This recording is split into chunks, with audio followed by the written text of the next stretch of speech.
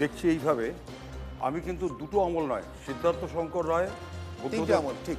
সেই আমলে কাজ করেছি, জ্যোতি বসু, বুদ্ধদেব ভট্টাচার্য এবং ম্যাডাম মমতা ব্যানার্জি। প্রথম কথা হচ্ছে, দেখুন আর্টিকেল 14 অফ দ্য ইন্ডিয়ান কনস্টিটিউশনে যেখানে বলা হচ্ছে যে আইনের শাসন প্রতিষ্ঠা করতে হবে।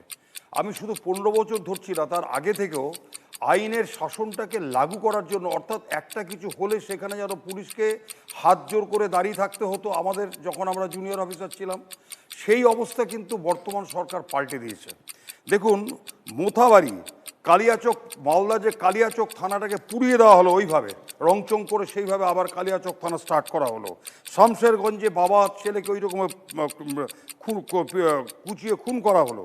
আসানসোল, ধুলিয়ান, বেলডাঙ্গা, জঙ্গিপুর, এই যে সব জায়গায় একটা অরাজকতা সৃষ্টি করা হয়েছিল এবং সেখানে পুলিশের কোনো অ্যাকশন নেই এবং পুলিশ মনে হচ্ছে না পুতুল পুলিশের মতন দাঁড়িয়ে আছে, সেই অ্যাকশনের দিন শেষ।